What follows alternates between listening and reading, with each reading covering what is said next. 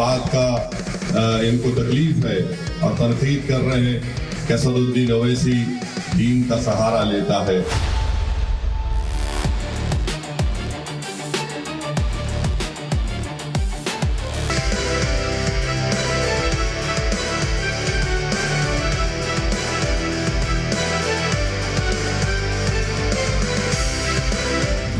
ये इनको लग रहा है कि पॉलिटिकल इक्विलिब्रियम पूरा डिस्टर्ब हो गया एमआईएम और ओवैसी से। हम पॉलिटिकल इक्विलिब्रियम को डिस्टर्ब करेंगे।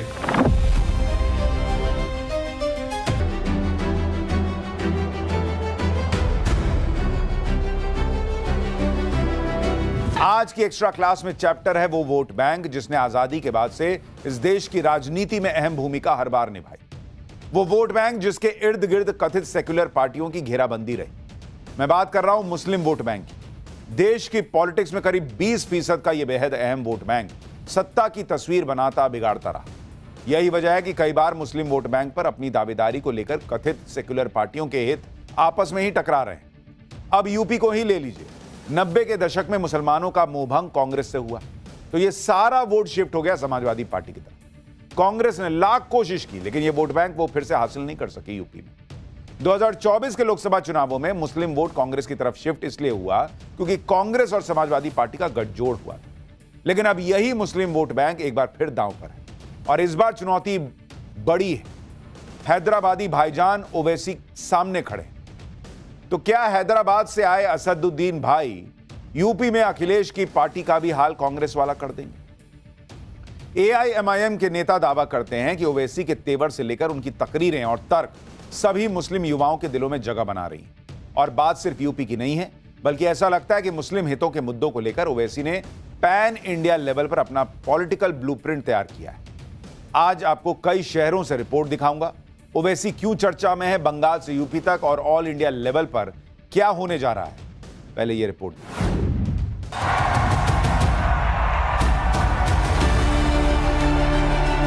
महाभारत नहीं होती थी अगर आप पांडवों को 5 गांव दे देते। हमने 6 सीट मांगा था, आपने नहीं दिया, पूरे कौरवा बर्बाद हो गए। इसीलिए तो मैं आपको बता रहा हूं। तू मेरे इरादों को क्या बात से बांधेगा? अभी तो उठी है हवा, क्या तूफान हाथ से बांधेगा? ओवैसी इसी इरादे के साथ हैदराबाद से निकल चुके हैं। 2 राज्यों में एआईएमआईएम के महज 14 विधायकों और 1 अदद ओवैसी की सांसदी के साथ ओवैसी की पार्टी करीब करीब दुनिया जीतने ही निकली है। बिहार के विधानसभा और महाराष्ट्र के निकाय चुनावों में ओवैसी ने खबरदार तो कर ही दिया है। उन्हें हवा का एक कतरा समझने की भूल कथित सेकुलर झंडा बरदार न करें, वरना फिर पछताना पड़ेगा।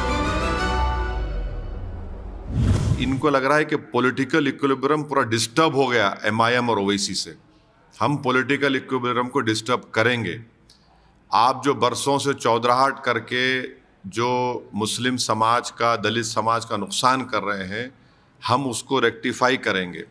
और अगर ये जो इल्ज़ाम लगाने वालों को तकलीफ इस बात की है कि वो घर बैठकर राजनीति करते थे और सौदेबाजी करते थे, ये एजेंट हैं, ब्रोकरी का काम करते थे, हम इनकी दुकानों को बंद करने की कोशिश कर रहे हैं। क्या ओवैसी उत्तर प्रदेश में मजबूत होंगे? ओवैसी के आगे अखिलेश को झुकना पड़ेगा? बंगाल में ममता दीदी के लिए ओवैसी चुनौती होंगे? ये सवाल बहुत छोटे हैं। जितने बड़े ओवैसी के इरादे हैं उसके मुकाबले तो वाकई बहुत छोटे। ओवैसी की मजलिसों में उमड़ती भीड़, गूंजते नारे और मजहबी लकीर पर अलाइन होती उनकी राजनीति इशारा कर रही है कि वो अब मुस्लिम वोट बैंक के सालार की दावेदारी कर रहे हैं। देश के करीब 20% मुस्लिम वोट की। सबसे बड़ा संकट उन पार्टियों के लिए है जो अब तक मुस्लिम वोट बैंक की राजनीति करती रही। ओवैसी के बढ़ते कद ने ये सवाल तो इनके सामने खड़े कर ही दिए हैं कि MY समीकरण से लेकर PDA और बांग्ला माटी और भाषा वाली राजनीति का क्या होगा। लेकिन ऐसा नहीं है कि ओवैसी ने कथित सेकुलर ब्लॉक को मौका नहीं दिया। उनको को जिस तरीके से धर्मनिरपेक्ष दलों ने, कांग्रेस ने, तेजस्वी यादव ने, अखिलेश यादव ने, तमाम नेताओं ने अब तक जो इग्नोर किया, ये इग्नोर करने का जो एक सिलसिला था, इसको लेकर कहीं ना कहीं मुसलमानों में ओवैसी को लेकर सिंपैथी पैदा हो गई और वो एक धारणा कि वो बी टीम है, वो वोट कटवा है। इसलिए धीरे धीरे अब आने वाली देश की राजनीति में ओवैसी अन्य राज्यों में भी अपनी जगह बना पाएंगे, ये उम्मीद की जा सकती है। खासतौर से उत्तर प्रदेश में अब अखिलेश यादव के लिए ओवैसी आने वाले वक्त में एक मुसीबत बन सकती है। महाभारत नहीं होती थी अगर आप पांडवों को 5 गांव दे देते। हमने 6 सीट मांगा था, आपने नहीं दिया, पूरे कौरवा बर्बाद हो गए। इसीलिए तो मैं आपको बता रहा हूं, अरे जीतेगी इस बार भी सिर्फ पतंग पतंग पतंग। 15 मिनट के लिए नहीं, 10 घंटे आपको खाली जाना, दबा दबा दबा दबा दबा दबा। पहले बिहार फिर महाराष्ट्र में अपनी दमदार मौजूदगी दर्ज कराने वाले बैरिस्टर ओवैसी के तेवर अब अलग हैं और एक बात तो तय है कि वो अब 5 गांव मिलने से भी मानने वाले नहीं हैं। अब उनकी नजर समाजवादी अखिलेश के कई दुर्ग पर है। बंगाल में भी वो ममता के लिए मुसीबत खड़ी करने में कोई कसर छोड़ने वाले नहीं हैं। तो क्या बंगाल में मौलानाओं की फौज मुस्लिम वोट बैंक को बिखरने से बचाने के लिए उतारी जाएगी, जैसा कि पिछले चुनावों के दौरान हुआ था?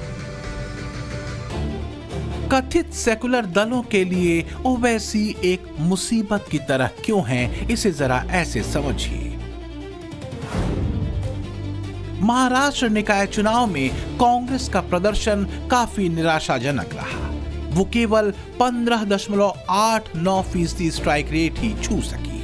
तो वहीं हैदराबाद के सांसद असदुद्दीन ओवैसी की पार्टी AIMIM का स्ट्राइक रेट कांग्रेस से कहीं ज्यादा रहा, 29.78%।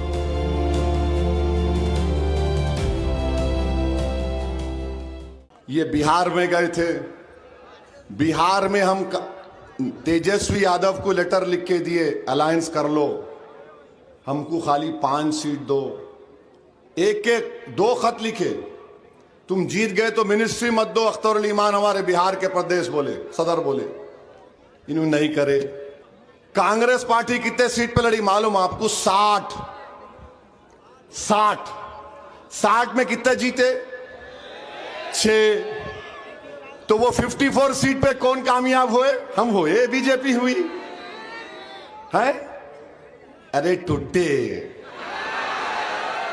हिसाब के कच्चे, जरा देख के बोलना ब्याबा। तुम अभी अभी आए हो, सियासत में तुम्हारे दूध के दांत नहीं निकले। इसी तेवर के साथ ओवैसी उत्तर प्रदेश में एंट्री करने का मन बना चुके हैं। जाहिर है सीधी चुनौती कांग्रेस समाजवादी पार्टी के गठबंधन के सामने होगी। ओवैसी ने तो यूपी में 200 सीटों पर अपने उम्मीदवार उतारने की तैयारी शुरू भी कर दी है। ओवैसी इसकी शुरुआत इसी साल प्रदेश में होने वाले जिला पंचायत चुनावों से करने जा रहे हैं। AIMIM जिला पंचायत चुनाव में सभी 75 जिलों में अपने प्रत्याशियों को उतारेगी। उत्तर प्रदेश में चुनाव लड़ेंगे 2027 का। उसके पहले जिला पंचायत का इलेक्शन है। मजबूती के साथ हम तैयारी कर रहे हैं, लगातार मैं प्रोग्राम्स कर रहा हूं और हम चाहते हैं कि उत्तर प्रदेश के अंदर एक मजबूत थर्ड फ्रंट बने, क्योंकि समाजवादी पार्टी या उसका जो गठबंधन है 2017 में 2022 में नहीं रोक पाया बीजेपी को उत्तर प्रदेश में, और दूर दूर तक कहीं से भी नहीं दिख रहा है कि 2027 में बीजेपी को रोक पाएंगे।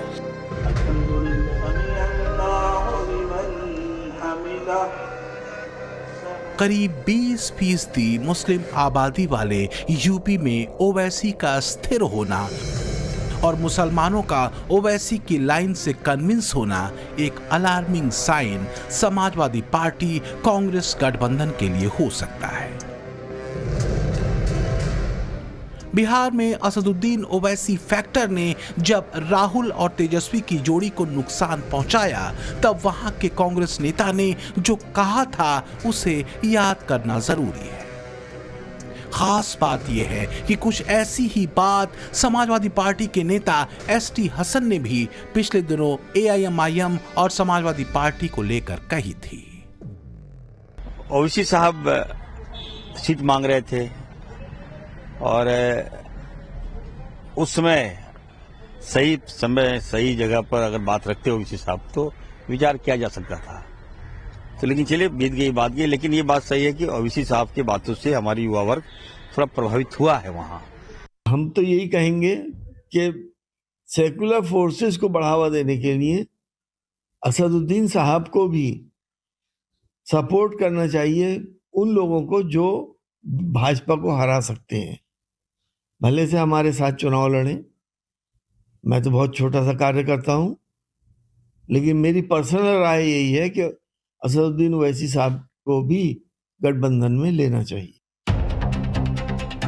बिहार कांग्रेस के नेता इरफान अंसारी हों या समाजवादी पार्टी के पूर्व सांसद एसटी हसन, दोनों ही नेता अपनी अपनी पार्टियों के मुस्लिम चेहरे हैं। तो सवाल यह भी है कि क्या कांग्रेस और समाजवादी पार्टी के भीतर मुस्लिम चेहरे ओवैसी फैक्टर से कन्विंस हो रहे हैं? कहीं ऐसा न हो कि कांग्रेस और समाजवादी पार्टी के मुस्लिम लीडर ही एआईएमआईएम का रुख कर लें। सोशल मीडिया पर यह खबर भी दौड़ रही है कि कांग्रेस से इस्तीफा देकर बाहर निकले नसीमुद्दीन सिद्दीकी एआईएमआईएम के टच में हैं। अब सवाल यह है कि कहीं ये शुरुआत भर तो नहीं है, कहीं कुछ और विकेट समाजवादियों के भी तो नहीं गिरने वाले।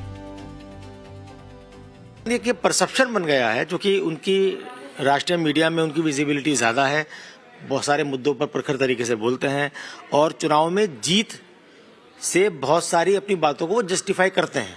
तो एक ऐसा लगने लगा है कि उनको लेकर एक भरोसा बढ़ा है लोगों।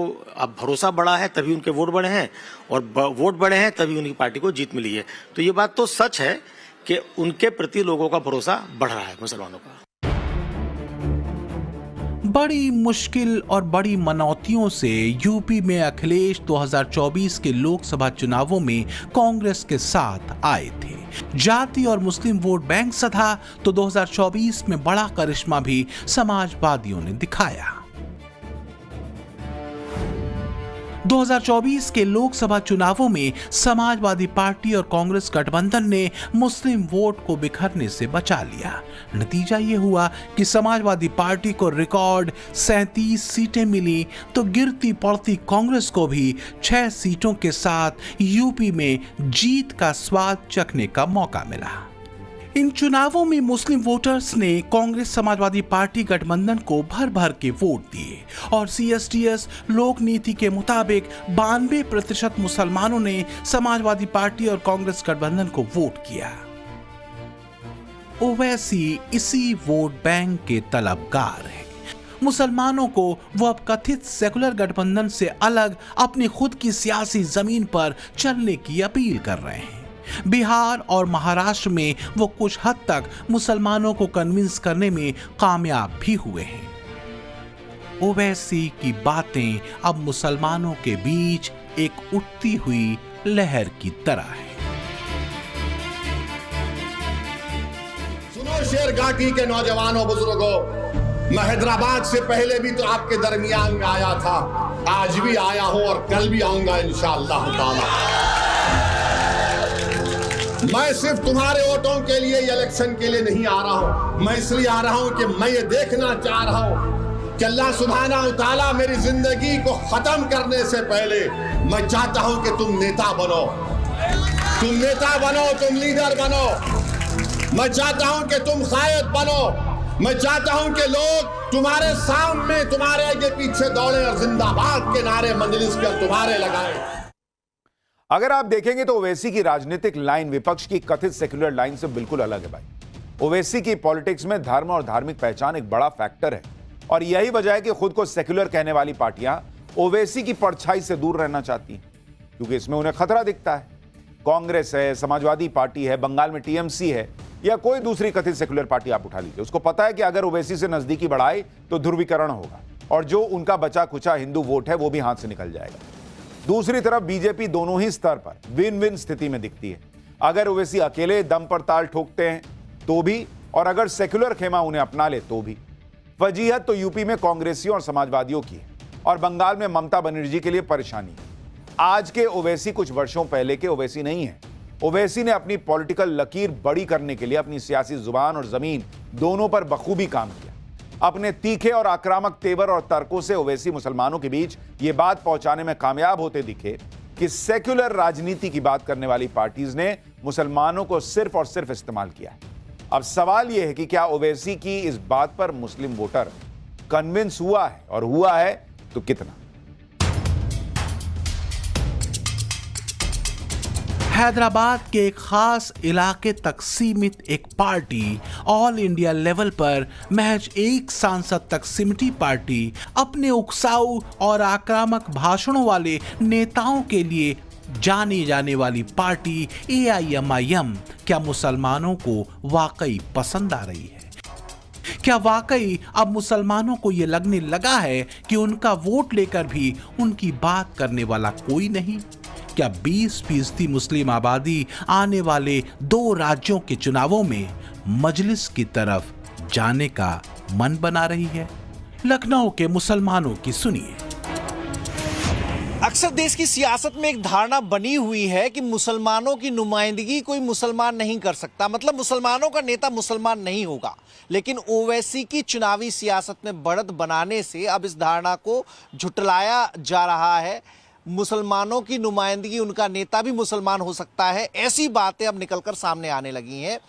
वैसे लीडरशिप तो बढ़िया है और मुस्लिम के लिए ही खास करके खड़े रहते हैं। देखिए बिल्कुल मुड़ रहा है, नौजवान बहुत से जो हैं और ओवैसी साहब के साथ में हैं और कोशिश भी कर रहे हैं अपने अपने संगठन बना के, अपनी अपनी टीम बना के उनके साथ जुड़ने का काम कर रहे हैं। और मैं ये भी कहूँगा कि ओवैसी साहब आपके मुस्लिम के लीडर बढ़िया लीडरशिप करते हैं और उनका साथ देना चाहिए। कि ओवैसी साहब के अंदर एक चीज़ देखी गई है कि वो सच और हक की बात को लेकर के चलते हैं। ये मैं सिर्फ मुस्लिम हूँ या वो मुस्लिम है ये नहीं कहना चाह रहे कि मुस्लिम, वो कहीं ना कहीं एक सच और हक की बात को लेकर के चलते हैं। जो सही है उस पर उसका साथ देते हैं, उसके साथ खड़े होते हैं, और जो गलत है उसके खिलाफ वो खड़े होते हैं। क्योंकि ओवैसी बहुत ही अच्छे नेता हैं हैदराबाद के, और उन्होंने बिहार में भी बहुत अच्छा प्रदर्शन किया। कांग्रेस से अच्छा प्रदर्शन रहा ओवैसी जी का। ओवैसी भरोसा पैदा कर पाते हैं क्या? बिल्कुल कर पाते हैं। वो जो बोलते हैं अच्छा बोलते हैं, साफ सुथरा बोलते हैं, खुला बोलते हैं। तो क्या मुस्लिम वोट बैंक को बिखरने से बचाने के लिए कुछ और तैयारियां की जा रही हैं? महमूद मदनी और उनके चाचा अशरफ मदनी का अचानक मुसलमानों के मुद्दों पर इतना बेचैन हो जाना, क्या ओवैसी लहर को धीमा करने का काउंटर प्लान है? क्या मुसलमान वोट बंटने की बेचैनी ने मौलानाओं की तकरीरों के मुद्दों को नश्तर सा तेज कर दिया है? आपको याद होंगी कुछ तकरीरें। किसी मौलाना ने कहा कि वंदे मातरम गाना शिर्क है, गैर इस्लामी है। कोई कहता है जुल्म होगा तो जिहाद होगा। कोई 3 तलाक से लेकर वक्फ कानून तक पर मुसलमानों को भड़काता दिखता है, और कोई कहता है कि शरिया लॉ में हस्तक्षेप हो रहा है। मस्जिदें, मज़ारें, खानखाह और मुसलमानों की संपत्ति हड़पने का प्लान सरकार बना रही है। यहाँ तक कि सुप्रीम कोर्ट के फैसले तक पर भी कई बार सवाल उठाए गए। एक तरफ मदनी है, दूसरी तरफ ओवैसी। दोनों की लाइन इस्लामिक है। दोनों धर्म के आधार पर मुसलमानों को एक होने को कह रहे हैं, लेकिन दहशतगर्दी यानी आतंकवाद पर दोनों की लाइन एक दूसरे से बिल्कुल उलट है। अरशद मदनी जहां इस्लामिक आतंकवाद को खारिज करते हैं, तो वहीं ओवैसी इसकी भरपूर मजम्मत करते हैं। हाल ही में लाल किले पर हुए आतंकी हमले पर ओवैसी ने क्या कहा, इसे सुनना जरूरी है। ओवैसी कहते हैं कि हम वतन से मोहब्बत की बात करते हैं, तो वहीं अरशद मदनी ये नैरेटिव चलाते हैं कि भारत में मुस्लिम वाइस चांसलर नहीं बन सकता। ओवैसी कहते हैं कि मुसलमानों ने तालीमी इदारे बनाए हैं। अरशद मदनी कहते हैं मुसलमान बड़ा बनेगा तो आजम खान की तरह जेल जाएगा। ओवैसी कहते हैं कि हम बम बनाने वालों का विरोध करते हैं, तो अरशद मदनी कहते हैं मुसलमानों की औलादें जेल में डाल दी जाएं। ओवैसी कहते हैं जो एक मदरसे का कमरा स्कूल नहीं बना सकते, जालिम अमोनियम नाइट्रेट लेकर बैठते हैं। तो अरशद मदनी कहते हैं सरकार चाहती है मुसलमानों के पैरों तले जमीन निकल जाए, हिंदुस्तान में मोहब्बत की दौलत खत्म हो गई है। एक्सपर्ट मानते हैं कि हैदराबाद के बाहर ओवैसी अपनी कट्टरपंथी छवि को बदल रहे हैं। उत्तर भारत में ओवैसी दलित मुस्लिम समीकरण सिद्ध करना चाहते हैं। इसके लिए बेहद जरूरी है उस कट्टरपंथी छवि से बाहर निकलना जिसने उन्हें उत्तर भारत में जमीन जमाने नहीं दी।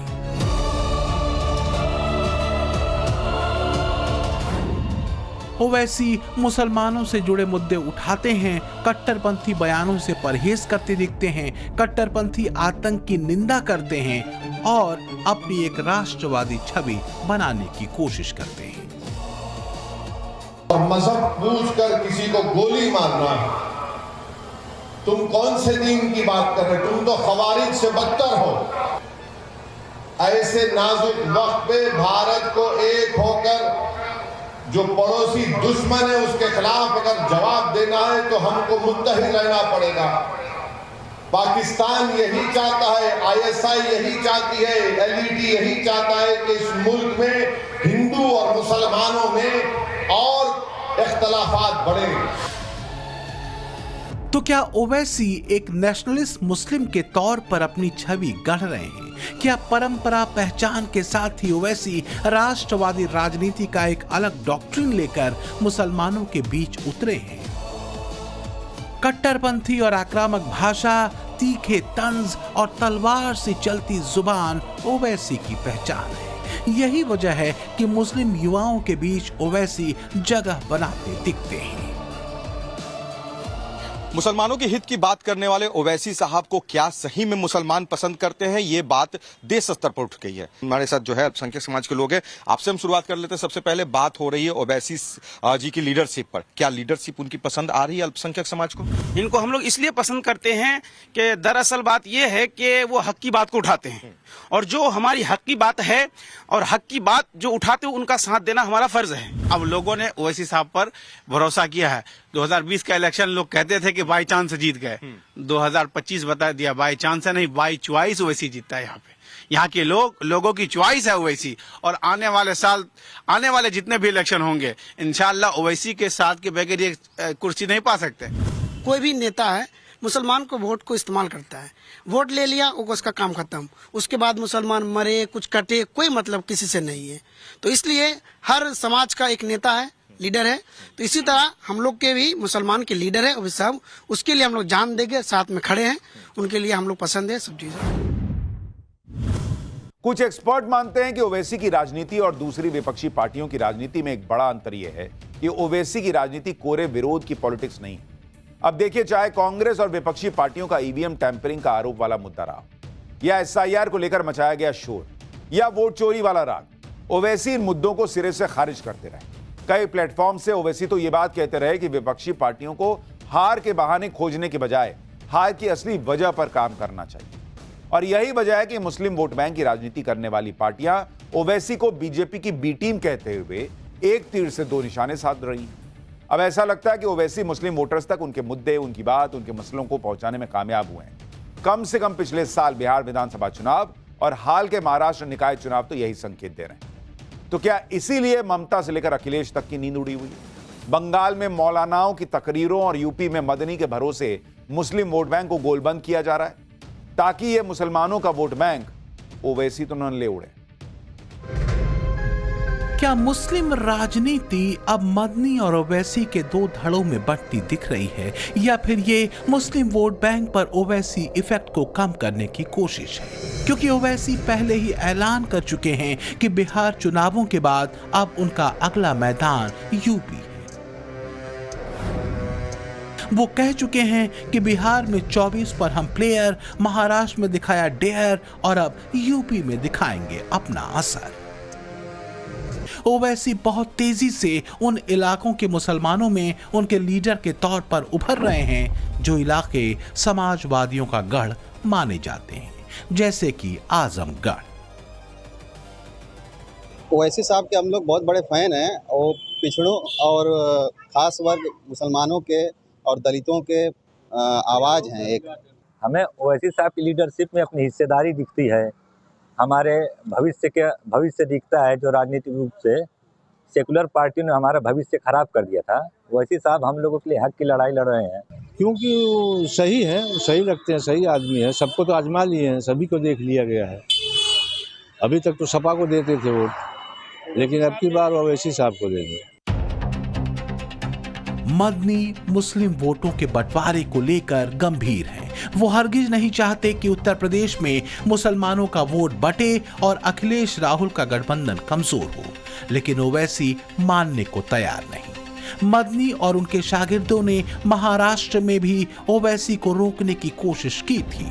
महमूद मदनी तो सरेआम कह चुके हैं कि ओवैसी दक्षिण में रहें तो ठीक, उत्तर की तरफ उन्हें किसी भी कीमत पर बढ़ने नहीं दिया जाएगा।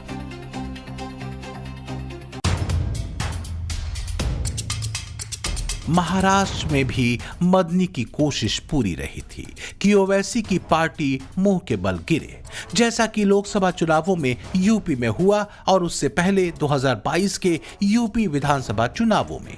मदनी की गोलबंदी का असर ये हुआ था कि महाराष्ट्र में इकलौती लोकसभा सीट AIMIM के हाथों से छिन गई। लेकिन इस बार मदनी और उनके शागिर्दों को ओवैसी ने महाराष्ट्र निकाय चुनावों में जवाब देकर हिसाब किताब बराबर कर दिया। अब मौलाना रोना नहीं, अब लोतरांडी नहीं करना तुम, और बाद में नहीं बोला देखो मौलाना को बोले। तुम मौलाना रहे तो मस्जिद में बैठ के वाज करो, तुम सियासी प्लेटफॉर्म पे आए तो फिर सब खुलता, पूरा खुलता। अब आप नहीं बोलना मौलाना मेरे को बोले, मेरे को बोले। आप स्टेज पे चढ़ेंगे, सियासत के एक एक चीज को बेनकाब करूंगा, जवाब दूंगा। मेरी फितरत में आदत नहीं है किसी का कर्जा रख के वापस चले जाऊंगा।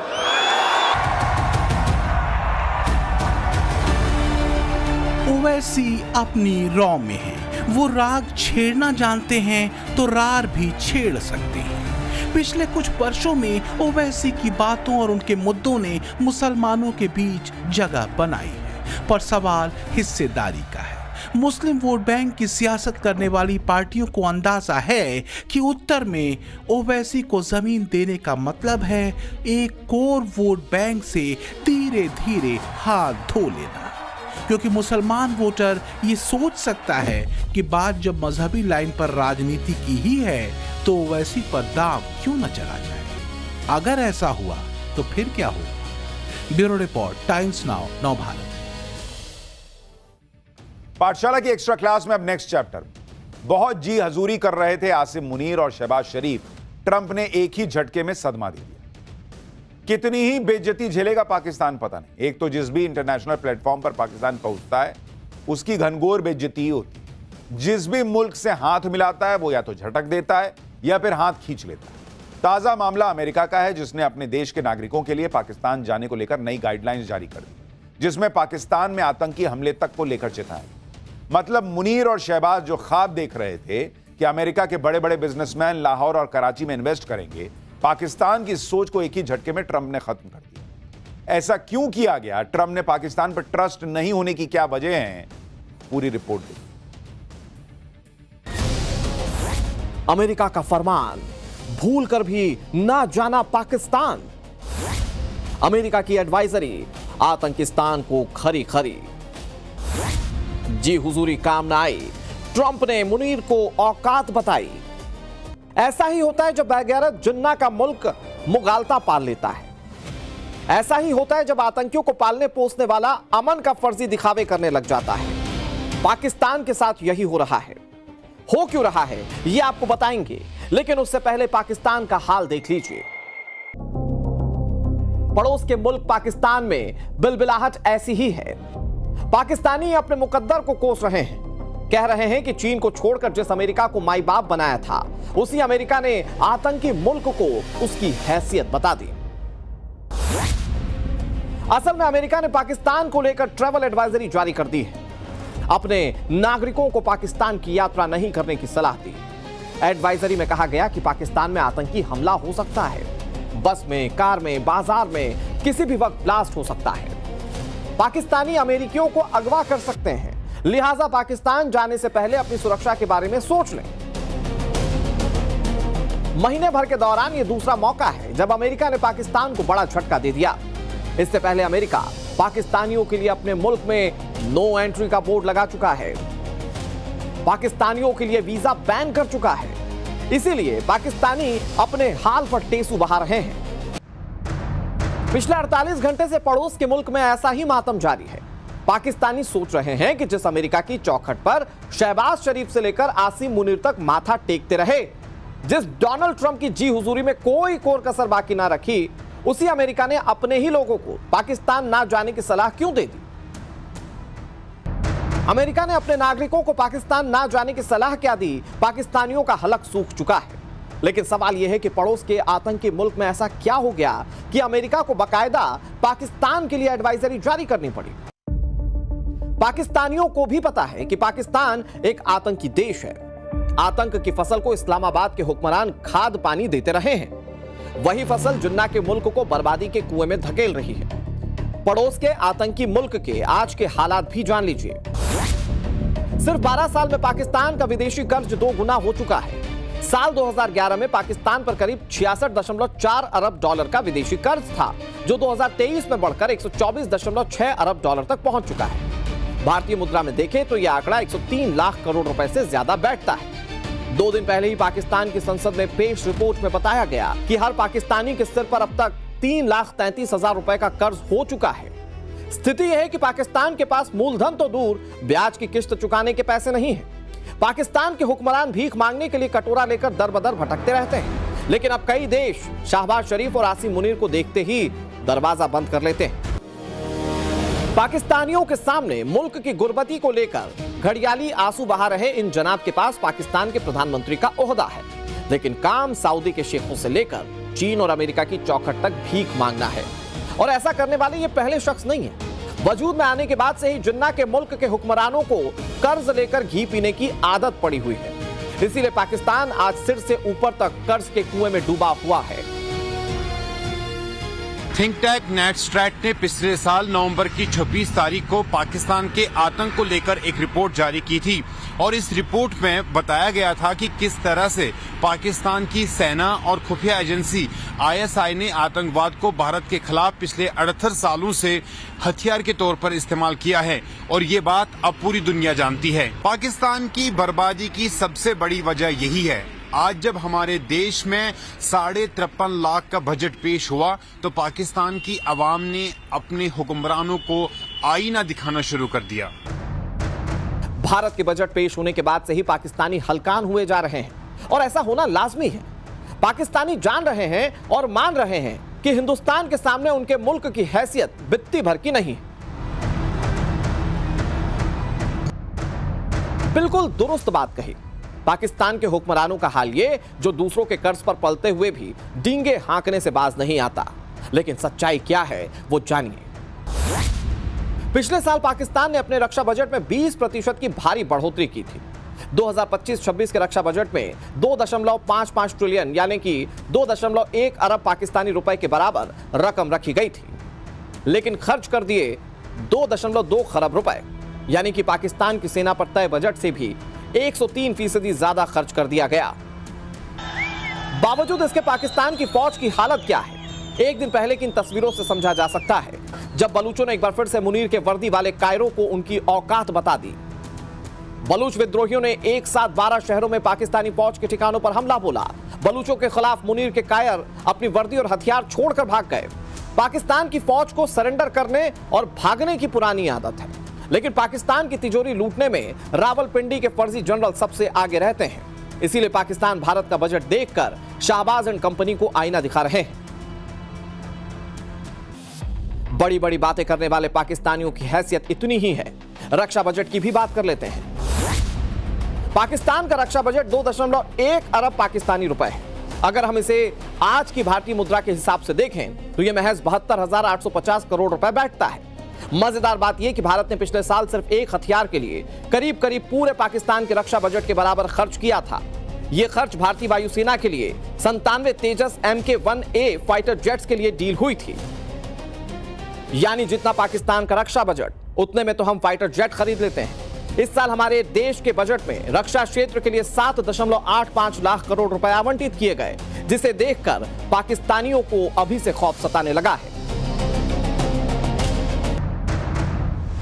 पाकिस्तान का एक तबका जानता है कि भारत सुपर पावर बन चुका है, लेकिन इस्लामाबाद के सियासतदानों को भी अब यह बात समझ आ चुकी है कि शहबाज शरीफ और आसिम मुनीर राष्ट्रपति ट्रंप की कितनी भी चापलूसी कर लें, अमेरिका ही नहीं पूरी दुनिया के लिए पाकिस्तान आतंकी मुल्क ही रहेगा। असल में ऑपरेशन सिंदूर में पड़ी मार के बाद पाकिस्तान अमेरिका की चौखट पर रहम की भीख मांगता रहा।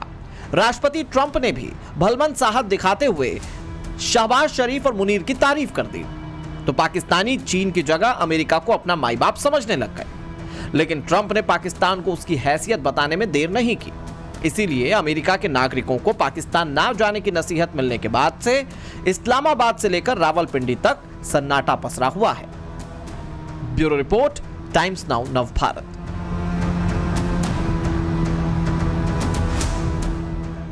नरेंद्र मोदी ने बीते 10 सालों में इस देश की रेलवे नेटवर्क को बदला है। भाई, इंटरनेशनल लोक प्लेन जैसी सुविधाएं, मोदी की नए वंदे भारत में ऐसा क्या क्या हो गया कि रील्स की बाढ़ आ गई है।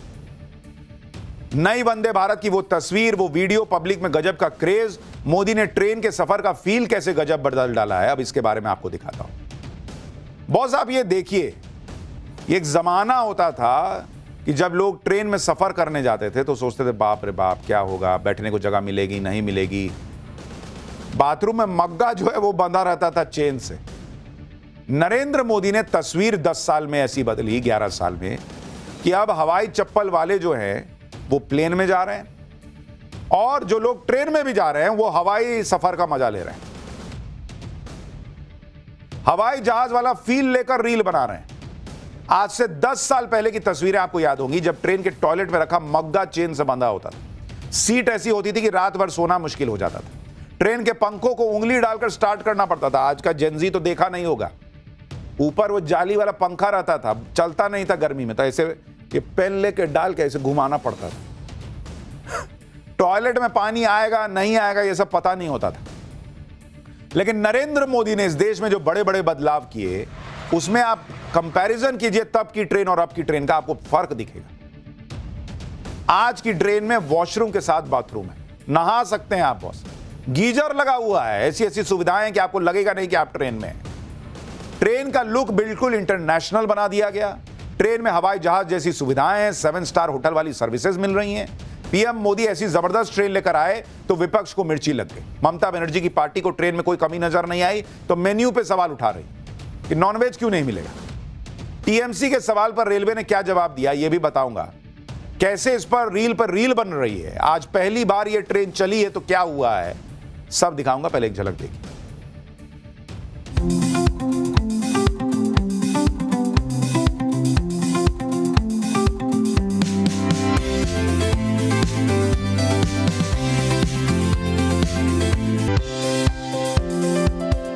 घर जाके क्या बताओगे? अच्छा, तुमने तो हमें ट्रेन में भेजा था लेकिन हम तो फ्लाइट जैसा सफर करते। ये ट्रेन कैसे लगी? एकदम अच्छा।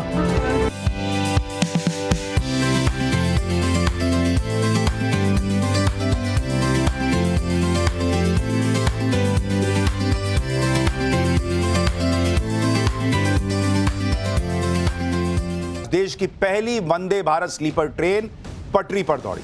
ये ट्रेन हावड़ा, कोलकाता के पास हावड़ा को गुवाहाटी के कामाख्या जंक्शन से जोड़ने जा रही है। ये ट्रेन इतनी खास है कि लोग रील्स बनाकर सोशल मीडिया पर डाल रहे हैं। साथ ही ये भी बता रहे हैं कि नए वंदे भारत में क्या और कितनी सुविधाएं हैं। पहले लोग रील बनाते थे, देखो इधर गंदा है, देखो ऐसा है, अरे इधर चद्दर फटा हुआ है। नई वंदे भारत स्लीपर ट्रेन की रील में लोग बता रहे हैं कि अरे यार गजब ही हो रखा है। और आप याद कीजिए कि पहले का ट्रेन कैसे होती थी। मैं कुछ तस्वीरें आपको दिखा रहा हूं। नई वंदे भारत स्लीपर ट्रेन को देख लोगों की पुरानी यादें ताजा हो गई, जब ट्रेन के टॉयलेट में चेन से मग्गे को बांधना पड़ता था। अगर मग्गे को नहीं बांधा तो लोग मग्गा लेके चल देते। अब जो वंदे भारत आई है उसके टॉयलेट को देखेंगे तो होटल का टॉयलेट याद आ रहा है भाई। उसमें नहाने की सुविधा, गीजर लगा हुआ है भाई। लोग अब नई वंदे भारत स्लीपर के टॉयलेट का वीडियो बनाकर सोशल मीडिया पे डाल रहे हैं, टॉयलेट दिखा रहे हैं कि देखो कितना खूबसूरत टॉयलेट है। पुरानी ट्रेन में पंखों की क्या हालत होती थी, किसी से छिपी बात नहीं है। ऐसा हो नहीं सकता था कि किसी भी एक कोच में सभी पंखे सही से चल रहे हो। ये देखिए जाली वाला पंखा होता था, इसे पेन डालिए घुमाइए तो घूमता था। आज की नई वंदे भारत ने पूरी तस्वीर बदल दी। इस ट्रेन में क्या क्या सुविधाएं दी गई हैं आप भी देखिए जरा। आज भी लोग पुरानी ट्रेन और नई ट्रेन को कंपेयर कर रहे हैं। पहले तो ट्रेन का कोई हिस्सा ऐसा नहीं होता था जहां गंदगी ना हो, सीट से लेकर वॉश बेसिन तक में कूड़े का ढेर दिखता था। पीएम मोदी ने तस्वीर को बदला, लोगों को ऑप्शन दिया कि वो भी हवाई जहाज वाला फील ट्रेन में ले सके। सीट ऐसी होती थी कि 6 घंटे लेटना मुश्किल होता था, कई बार तो सीट फटी हुई मिलती थी। चद्दर गंदे दिखते थे। आज की डेट में एक डिजाइनर चद्दर आया हुआ है, वो जो आपको शीशा दिखा रहा था वो आदमी, एक बटन दबाइएगा तो शीशे में बाहर दिखने लगेगा, छोड़िएगा तो शीशा जो है वो कवर हो जाएगा। अद्भुत ट्रेन बन गई है भाई। लोग कह रहे हैं कि एक बार तो इसका फील लेने के लिए सफर करना पड़ेगा। इस तरह की ट्रेन बन गई तो देश जो है ना वो बदल रहा है। हम इस समय वंदे भारत एक्सप्रेस ट्रेन के बिल्कुल बीच मौजूद हैं और इस वंदे भारत एक्सप्रेस में आपको किस तरह की सुविधाएं मिलती हैं वो आज हम आपको विस्तार से बताएंगे। इस वंदे भारत एक्सप्रेस को स्पेशली डिज़ाइन किया गया है। ये श्रीनगर से कटरा के बीच चलती है।